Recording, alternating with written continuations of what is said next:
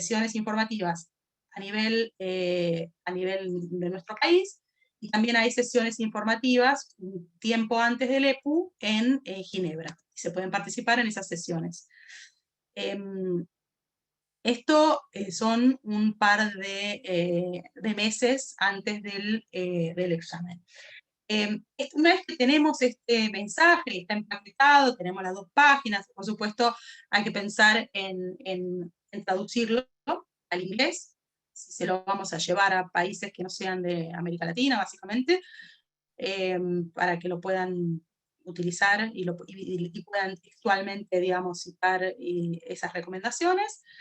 Y lo podemos usar para muchas otras cosas. Una vez que tenemos ese mensaje bien empaquetado, lo podemos utilizar para dar entrevistas a los medios, para escribir artículos, para hacer presentaciones públicas, para tenerlo preparado, memorizado, por si nos cruzamos con alguien a quien le podamos hacer nuestro discurso en el ascensor. O sea, si estamos en las Naciones Unidas y en un pasillo tenemos la oportunidad de hablar con alguien, el discurso lo tenemos que tener absolutamente preparado para poder entregarlo en 2 minutos, ¿no? Y esto es un ejercicio que también es bastante difícil, ¿no? Ahora no lo vamos a poder hacer, pero en otras sesiones presenciales con grupos chiquitos hemos hecho la prueba, y todo el mundo, sobre todo, digamos, activistas con mucha trayectoria, eh, piensan que es súper fácil hablar 2 minutos y explicar una situación en 2 minutos, y cuando se ponen a hacer se dan cuenta de que es mucho más difícil de lo que parece, y que empiezan a hablar y se van por las ramas, y se van en detalles, y van y vuelven, y generan una situación hiper confusa para alguien que no conoce el país, que no conoce lo que está pasando, que no conoce todos esos nombres y lugares y fechas que le estamos mencionando. Se nos pasan los 2 minutos, se nos pasan los 10 minutos y no terminamos de explicar lo que está pasando. No les terminamos de explicar lo que queremos que ellos hagan. Entonces, es muy importante tener desarrollado el mensaje, tener bien resumido estas páginas de síntesis y tenerlas también bien aprendidas para poder entregar el mensaje oralmente en cualquier oportunidad que se nos presente. Bueno, vamos llegando al final. Yo quiero que nos quede un ratito para poder hablar, así que vamos a acelerar un poquitito más. Bueno, una cosa que quería enfatizar un poco más es qué es lo que hace el Estado con las recomendaciones. Este texto que ven acá es un extracto del texto que produce la ONU, con las recomendaciones que recibió, en este caso, Nicaragua, sobre la libertad de reunión. Y están codificadas las recomendaciones. Entonces, fíjense, las recomendaciones que empiezan con 114, en este caso, ¿no? La numeración difiere de un informe a otro, pero en este caso, todas las que empiezan con 114 son recomendaciones que el Estado apoyó, ¿no? Las que empiezan con 115 son recomendaciones que el Estado apoyó, pero dice, la apoya como con reservas, porque dice en una nota que el Estado les parece muy bien que recomienden eso, pero que considera que esas recomendaciones ya han sido aplicadas, o sea, ya han sido implementadas o están en proceso de implementación. Por ejemplo, en la recomendación que dice proteger el derecho a la libertad de expresión y de reunión y velar porque todas las irregularidades presuntamente cometidas por la policía sean objeto de una investigación transparente, dice el Estado de Nicaragua que está muy bien, pero que ellos eso ya lo están haciendo. Y después, las que empiezan con 117, en este caso, son recomendaciones que no fueron aceptadas, las que tomaron nota. En algunos casos, fíjense, eso es una recomendación de Estados Unidos, que Nicaragua puede haber rechazado por muchas razones. La primera de ellas porque viene de Estados Unidos, la segunda porque dice investigar las denuncias verosímiles de violaciones de los derechos humanos, o sea que Estados Unidos está dando por sentado que esas denuncias son verosímiles, y entonces está acusando a Nicaragua. Entonces, bueno, digo, por muchas de esas razones, Nicaragua decidió que no aceptaba esa recomendación. Es importante cómo están expresadas las recomendaciones, las palabras que utilizamos, ¿no? Y a veces el hecho de que el Estado rechace o acepte una recomendación puede depender de cómo está expresada esa recomendación. Eso es un proceso político, ¿no? Y la forma en que están utilizadas las palabras en el texto es el resultado de la diplomacia, ¿no? Entonces es importante cómo nosotros expresamos las recomendaciones cuando nos acercamos a un Estado que queremos que presente esas recomendaciones. Que todas estas son cuestiones que hay que tener en cuenta. Nosotros como política, digamos, lo que tratamos es más que de tener cuidado de las sensibilidades políticas con que se vayan a recibir nuestras recomendaciones, es ser lo más concisos y lo más concretos posibles. O sea, no dar vueltas, no usar eufemismos, ser súper directos, usar la palabra justa para decir lo que queremos decir y que quede absolutamente claro, que no sea ambiguo, es lo que la aplicación de esa recomendación implica en la práctica. O sea, ¿qué esperamos que ocurra con esta recomendación? O sea, eso es lo que nosotros tratamos de hacer con las recomendaciones.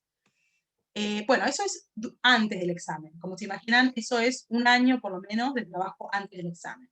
El momento del examen es un momento en un día en que tiene lugar esta sesión. El día del examen, el examen completo dura 3 horas y media. ¿Sí? La sesión del examen de cualquier país dura 3 horas y media.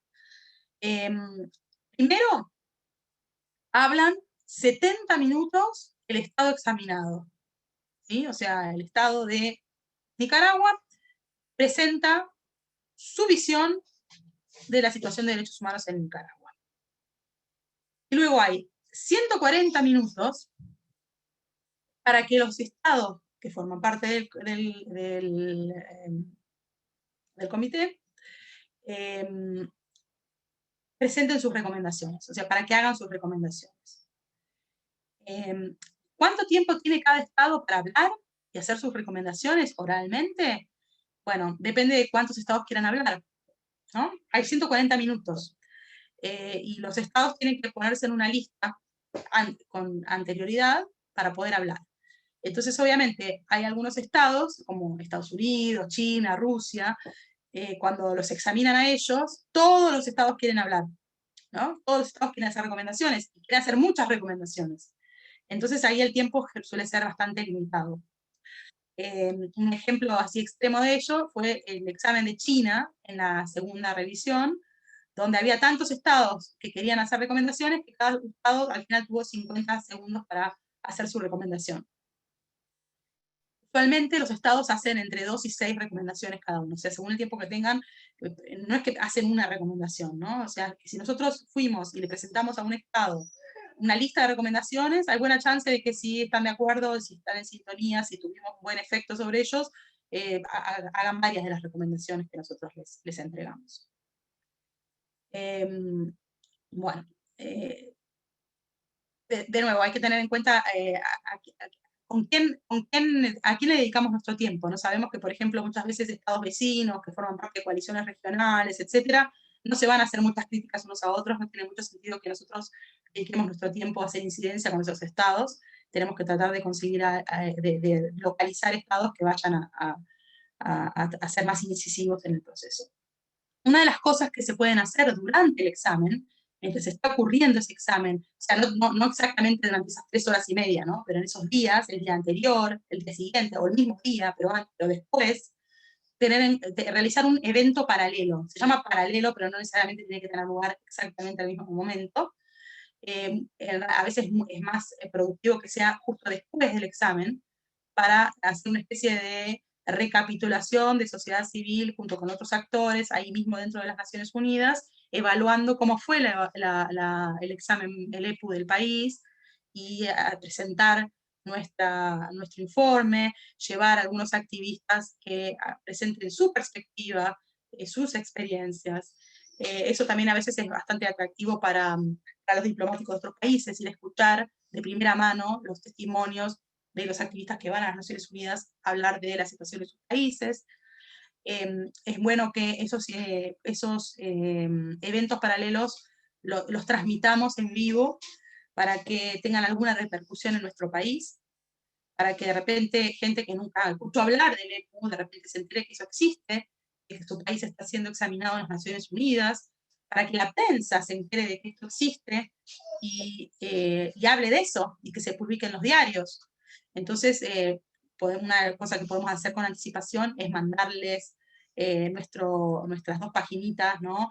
Que además cuenten la historia del EPU y la historia del país en el EPU y cuáles son las implicancias y por qué esto es tan importante a los periodistas, darles entrevistas, publicar en las redes sociales, o sea, generar, digamos, un evento alrededor de esto y una circulación de información alrededor de esto que llegue a nuestro propio país. Y después, obviamente el momento del examen es un momento muy acotado en el tiempo, después viene el después, que es los 4 años y pico que nos quedan hasta el próximo examen. Entonces, como decíamos antes, lo primero que vamos a hacer es hacer lobby para que nuestro Estado acepte las recomendaciones. 48 horas después del examen se publica un informe borrador con todas las recomendaciones que se hicieron. Y el informe final, donde dice que es adoptado en una sesión del Consejo y que además dice cuáles recomendaciones son aceptadas o no por el Estado, sale como 4 meses después.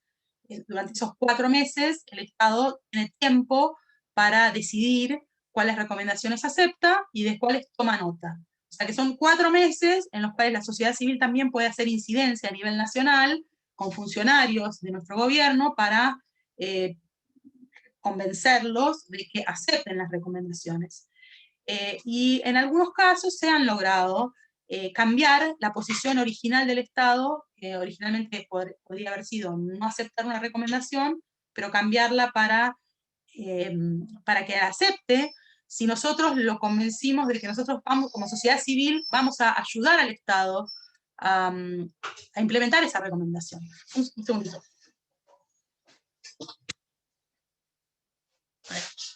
Perdón.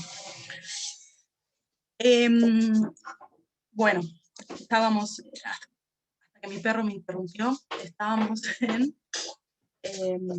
bueno, en el tema del... perdón, tengo una visita.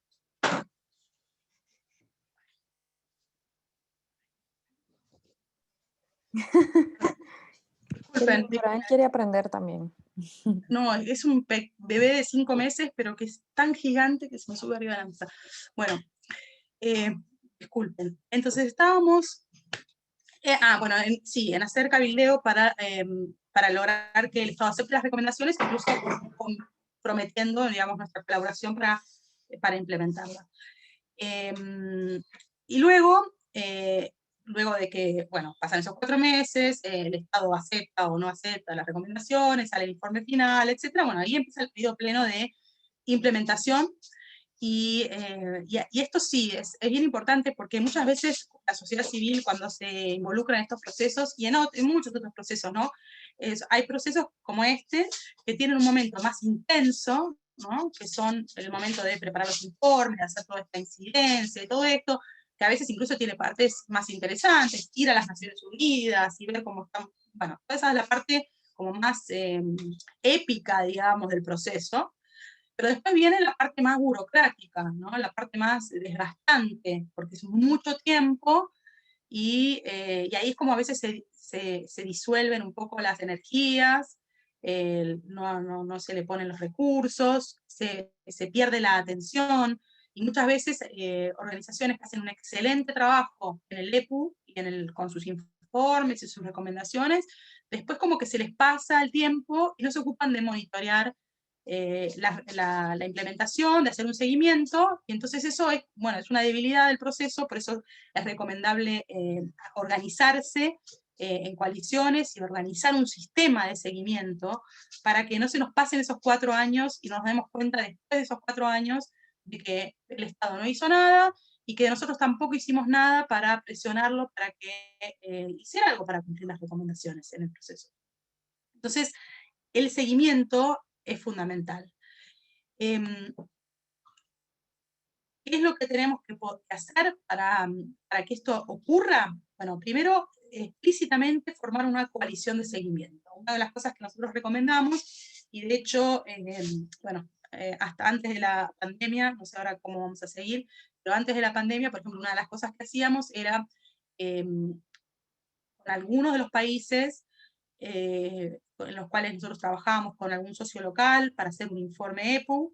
Después dábamos algunos, digamos, dábamos algunos fondos como de incentivo para que este socio local se juntara con otras organizaciones de la sociedad civil en su país y armaran una coalición de seguimiento, ¿no? Entonces, nosotros les dábamos el apoyo técnico y también algo de recursos para que organizaran la coalición y elaboraran en conjunto un plan de seguimiento, ¿no? Que básicamente requería de descomponer una recomendación en políticas e indicadores de implementación de las políticas, identificar esos indicadores, o sea, decir, bueno, ¿qué tendría que pasar para considerar que esta recomendación está cumplida? ¿Qué es lo que tendría que estar haciendo el gobierno? En qué momento? En qué pasos? ¿No? Y luego, una vez que hemos identificado eso, identificar entre nuestros socios de coalición quién va a ser el encargado de monitorear cada cosa y cómo va a volcar esa información en algún espacio centralizado para que podamos juntar toda esa información y tener un panorama de los progresos que se están realizando o no se están realizando, ¿no? Entonces, el monitoreo implica, bueno, primero que nada, la recopilación y organización de información. Luego, mantener un diálogo permanente con las agencias a cargo de la implementación, pero también con los medios, con las agencias de Naciones Unidas, con los países que hicieron las recomendaciones. Cada tanto hay que ir a golpear las puertas y decirles, miren, ¿se acuerdan que ustedes recomendaron esto? Nosotros suponemos que esto a ustedes les importa porque ustedes recomendaron esto. Bueno, miren, el Estado no está haciendo esto. A ver si ustedes pueden hacer algo, ¿no? Entonces, mantener ese contacto y mantener la difusión, ¿no? De que el proceso de EPU finalmente es algo que ocurre todo el tiempo, no es algo que ocurre cada 4 años y medio, entonces tiene que mantenérselo presente. A nivel internacional, también se puede hacer un seguimiento de las recomendaciones. Acuérdense que el EPU no se superpone con otros mecanismos, sino que se complementa con otros mecanismos de derechos humanos y por lo tanto podemos trabajar en pos de la implementación de esas recomendaciones, haciendo un seguimiento, por ejemplo, a través de los mecanismos de la OEA, a través del Sistema Interamericano de Derechos Humanos. Y también con otros mecanismos de derechos humanos de las Naciones Unidas, por ejemplo, los órganos de tratados o los procedimientos especiales. Podemos llevar nuestro monitoreo a esos espacios. Y por supuesto, podemos seguir interactuando con las misiones permanentes en Ginebra de los países que hicieron las recomendaciones que nosotros estamos monitoreando. Bueno, tal vez hay algunas recomendaciones un poco más específicas de cómo formar una coalición de seguimiento, pero esto, bueno, no sé si vale la pena que entremos en detalle, igual algunas de estas cosas ya las dijimos.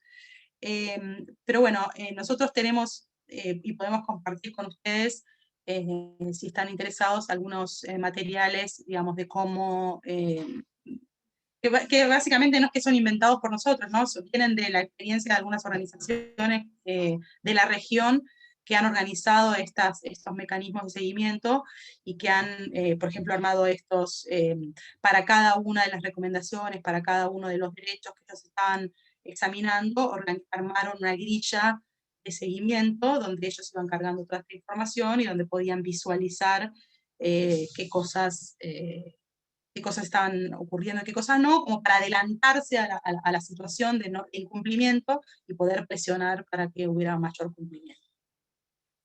Bueno, para no entrar en mayor detalle, quisiera ahora sí preguntarles a ustedes quiénes han participado de este mecanismo, de qué manera han participado, si alguien tiene alguna experiencia para contar, si estuvieron haciendo seguimiento de la implementación de las recomendaciones, si han estado en las Naciones Unidas en un evento de incidencia, si han preparado informes sombra, ¿no? Y qué cosas les han funcionado mejor y dónde han tenido dificultades.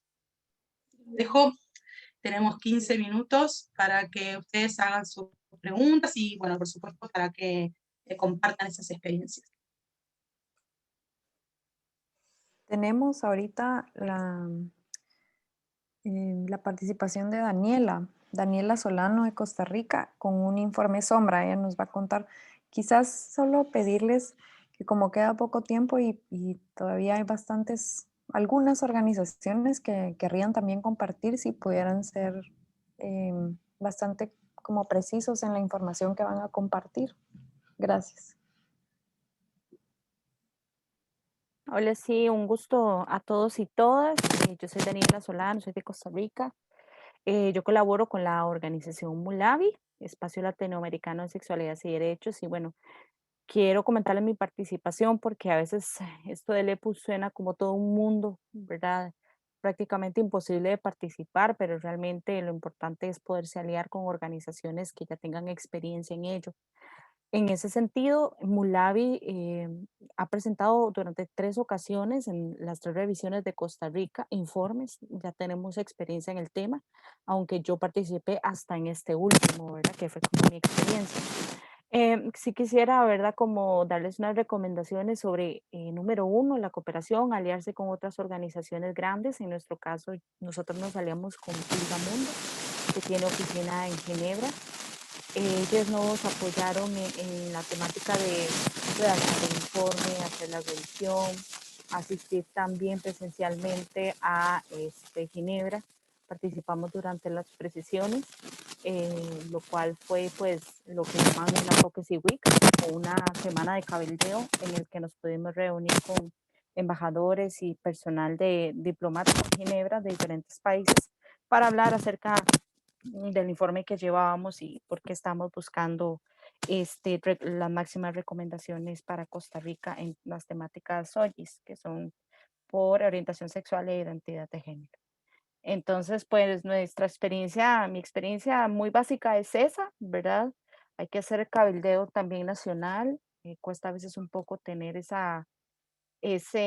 apoyo a nivel nacional por parte de los gobiernos, pero si no se encuentra aquí, tratar de hacer toda la presión para poder asistir a Ginebra. Yo al principio no iba a asistir, sin embargo, pues ahí me moví un poquito a nivel país y logré el apoyo de la Oficina de Naciones Unidas y al final de la Oficina de Naciones Unidas me apoyó para poder asistir a Ginebra y participar de las precisiones y los eventos paralelos. MULAVI no desarrolló ningún evento paralelo, pero sí participamos en algunos que otras organizaciones tenían preparadas. Entonces, pues sí, mi recomendación es apoyarse muchísimo con organizaciones de gran trascendencia, como también UPR Info, con las que también he trabajado, y toda la información está en línea. Realmente es muy importante conocer el estado de su país, de las poblaciones con las que trabajan y las políticas públicas y ver qué avances han existido frente a las recomendaciones y las políticas públicas. Entonces, bueno, ese es como mi aporte, lo que les puedo compartir. Es una experiencia muy linda, muy enriquecedora porque hemos visto cambios en las políticas públicas costarricenses para personas LGTBI.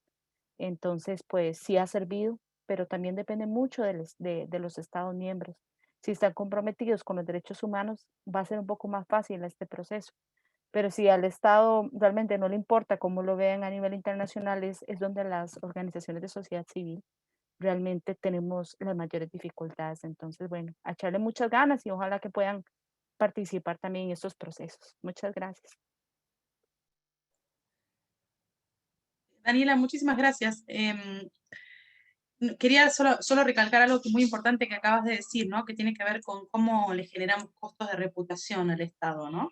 Porque finalmente está eso. Hay estados que sabemos que les importa mucho más cómo se lo ven ellos en materia de derechos humanos, pero no, eso es lo que hay que pensar, ¿no? ¿Cómo hacemos para generar esos costos? Como para que el Estado perciba que rechazar el proceso, no hacer nada, quedar mal parado, tiene costos, ¿no? Eh, mucho del trabajo que hacemos en las Naciones Unidas pasa por ahí, como hacemos para que las violaciones de derechos humanos no sean gratis. Bien, muchas gracias.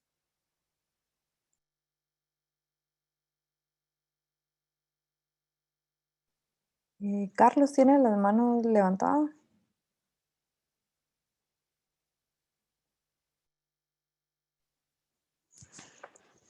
Carlos Barrientos. Creo que lo ha tenido levantado durante un buen rato. Sí, Sí, nosotros tuvimos oportunidad de trabajar con varias organizaciones en la preparación de el informe Sombra. En realidad estábamos abarcando lo que tiene que ver con derechos de pueblos indígenas, y fue un proceso interesante con diversas organizaciones indígenas en coordinación con OACNUD. Eh, lo difícil en este caso es cómo poder sintetizar en pocas palabras muchas veces una serie de violaciones reiteradas. Entonces, creo que ahí es donde estaba la principal dificultad, porque se hacía una reacción y después había que hacer otra reduciendo y otra reduciendo, así hasta que quedara lo más sintético posible para poder incluir en el informe Sombra únicamente.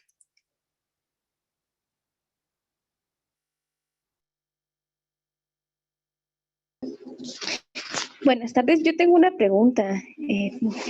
No levanté la mano, les pido disculpas. Relacionado con todo lo que estamos viendo sobre estos informes, digamos, cuando se elaboran estos informes, ¿tenemos que hacerlo, digamos, a nivel grupal o lo podemos hacer, digamos, desde una organización individual o es de por país? Esta es la duda que tengo. Muchas gracias. Mira, se pueden hacer informes de organizaciones individuales o grupales. Lo único que si es una sola organización lo que lo hace, el informe solo puede ser mucho más corto, es la mitad de la longitud que está permitida si lo hace una sola organización. Si lo hacen dos o más, es el doble de longitud, o sea que es un buen aliciente, porque el espacio, como acabamos de escuchar, es un problema muchas veces.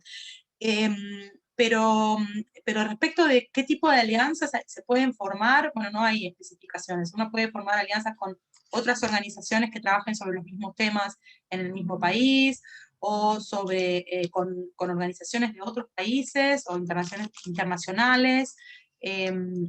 No hay restricciones. De hecho, ha habido hasta casos de creatividad así. Bueno, en la guía está, por ejemplo, un ejemplo de organizaciones de varios países de la región, creo que no solo de países andinos, también de países sudamericanos como Argentina, varios países que tenían, digamos, tenían casos de violaciones de derechos humanos provocadas por empresas extractivas o corporaciones extractivas chinas en la región, y armaron una alianza de organizaciones de estos varios países, como 4, 5, 6 países, organizaciones de todos estos países, para presentar un informe Sombra en el EPU, atención, en el EPU de China, ¿no? Responsabilizando al Estado chino por la acción de sus empresas en la región. Entonces, digo, también hay usos diferentes, creativos, o sea, de repente a nadie se le había ocurrido hacer eso y a alguien se le ocurrió y no hay ninguna objeción, o sea, si diferentes organizaciones se pueden juntar para hacer informes Sombra de cualquier país, ¿no? Y una cosa que quería recalcar es que tampoco existe un filtro, ¿no? Para bien y para mal, no existe ningún filtro de ONGs, de organizaciones de la sociedad civil que determine quién tiene legitimidad para intervenir en este proceso. Digo, está bien en el sentido de que no es obligatorio tener ni personalidad jurídica, ni estar legalmente reconocido, ni nada, lo cual es una gran cosa porque en muchos países hay organizaciones que tienen dificultades para ser reconocidas por estados que las consideran enemigas o afines. Pero también lo cierto es que hay muchas falsas ONGs que también presentan informes Sombra en apoyo del Estado al que supuestamente están examinando, ¿no? Digo, falsas ONGs porque son organizaciones de solidaridad con el Estado, no son de sociedad civil, son organizadas desde arriba, son alianzas que tienen los estados. Y en el caso, bueno, creo que hay algunos oyentes que vienen de Cuba. En el caso de Cuba, es bastante impresionante el fenómeno de los comités, los grupos de solidaridad con Cuba en todo el mundo, son grupos de solidaridad con el Estado cubano, y que presentan montones de informes, o sea, inundan al sistema con informes Sombra que son informes, digamos, de elogio de la situación y las políticas del Estado cubano, ¿no? De modo que, bueno, digo, eso son cosas que hay que tener en cuenta. No hay restricciones para de quién puede y quién no puede presentar. Eso tiene su lado positivo y tiene su lado, digamos, frente al que hay que mirar con precauciones, ¿no? Lo que ocurre.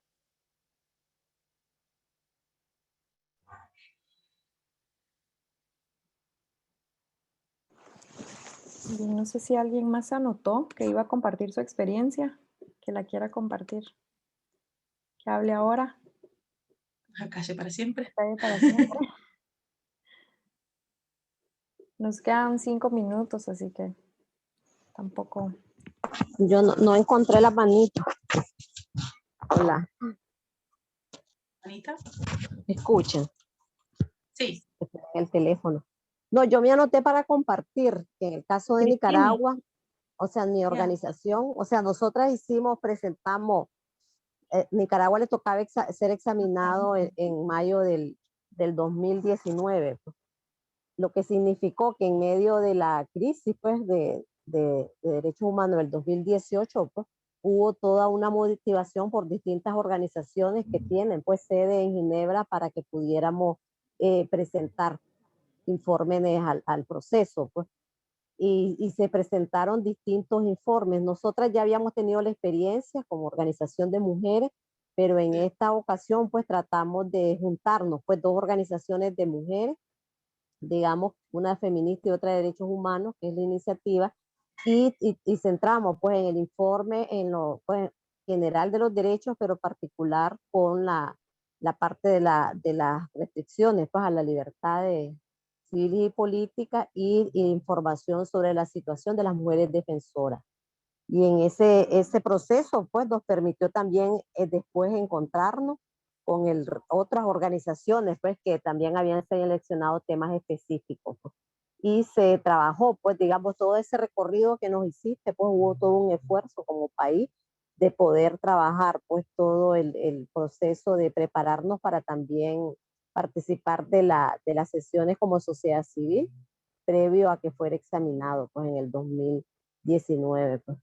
Ahí pues es vital, como señalaba vos, también las alianzas con organizaciones internacionales, pues.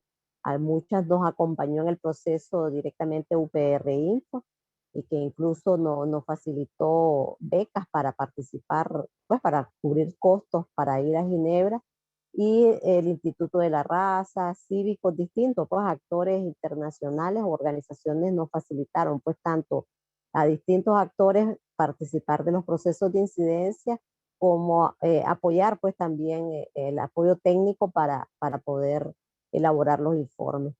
Entonces es un reto pues la cantidad de información, que sintetizar pues información, pero creo que lo grandioso es poder, digamos, distintas organizaciones, pues si no puedes ir todas unidas en coalición, pero sí juntar para efectos de tratar de ser complementario un informe y otro, pues, de tal manera que podrás cubrir distintas violaciones de derechos humanos o distintas recomendaciones, pues analizar el nivel de cumplimiento. Pero ya sabemos porque en Nicaragua cuál es su condición, pues, y el examen realmente fue criticado porque el Estado se quejó pues de que se le estaba interpelando pues por las recientes pues, violaciones graves de derechos humanos, y casi rechazó como 100 recomendaciones que hicieron los estados. Pero bueno, fue un proceso muy importante, pues tanto de incidencia como también para documentar y visibilizar pues la situación incluso reciente, pues. Muchas gracias, Juanita. Yo quería mencionar, sí, me hiciste acordar cuando estabas hablando de la coalición que armaron, la experiencia de un montón de organizaciones en Perú que hicieron también algo bastante interesante, ¿no? Lo que ellas, esta organización presentó en particular un informe sobre temas de derechos ambientales o algo así, pero lo que hicieron después de que ya se había hecho el examen, ya se habían hecho todas las presentaciones de informes sombra, hicieron una coalición amplísima de organizaciones de derechos humanos, de diferentes derechos humanos en Perú, es una coalición amplísima de sociedad civil, y juntaron, o sea, hicieron un formato estándar, volcaron la información de todos sus informes en un formato estándar y armaron un mega informe que cubría todas las áreas, porque básicamente juntaron todos los informes que ellos habían hecho al EPU, y armaron un informe sobre un panorama de la situación de derechos humanos en el país, y eso les permitió hacer un esfuerzo, digamos, de difusión, de prensa, hacer mucho ruido. Hicieron una gran presentación, con un enorme evento de sociedad civil, con un montón de prensa, o sea, le dieron una visibilidad enorme al proceso EPU y al trabajo de la sociedad civil de monitoreo, y eso también puede ser una cosa interesante hacer, ¿no? Más allá del proceso EPU en sí mismo, donde cada organización o conjunto de organizaciones hace sus propios informes sombra, después cómo hace la sociedad civil para poner todo eso junto y armar un sistema de seguimiento un poco más uniforme y estandarizado, ¿no? Esa fue una experiencia interesante. Creo que Balam tiene levantada la mano, por ahí podemos dejarle la última palabra. Hola, ¿qué tal? Buenas tardes. Sí, yo solo tenía una pregunta. A nivel de la región de Centroamérica, ¿existe algún mecanismo o institución de incidencia o protección de derechos humanos de la misma magnitud que quizás se percibe en otros organismos o instituciones internacionales como la OEA y las Naciones Unidas?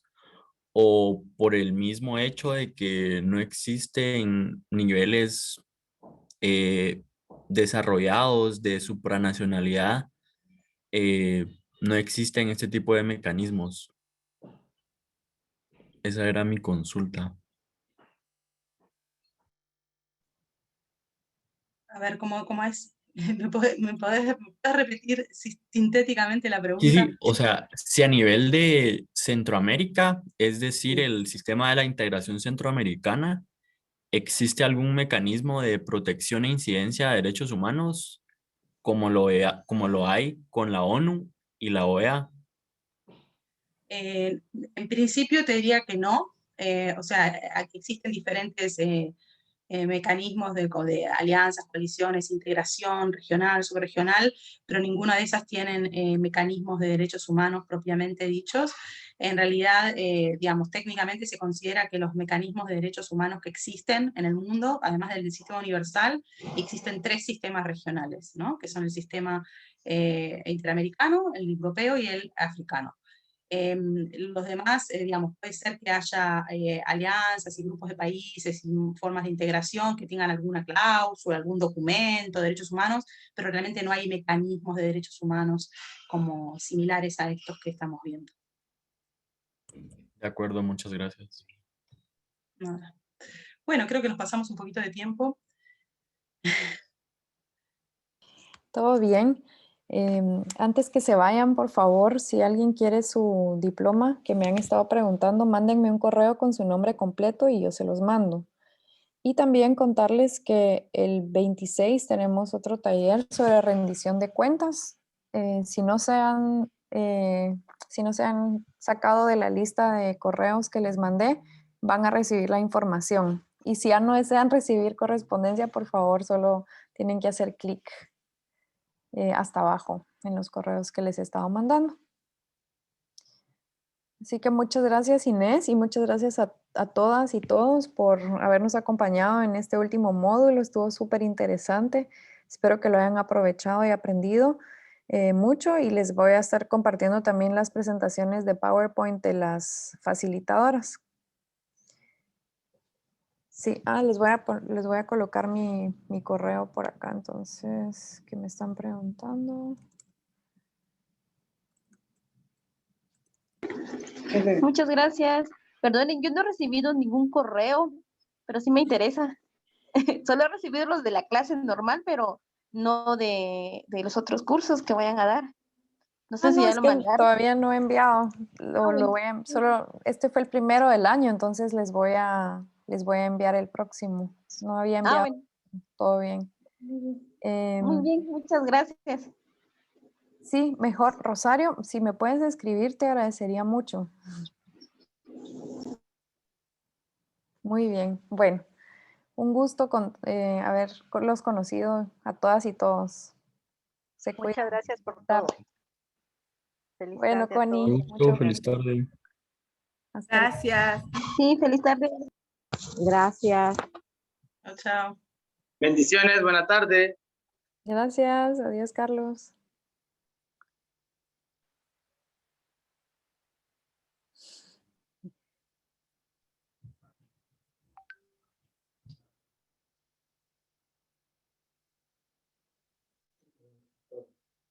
Sí, es que mejor, ¿no?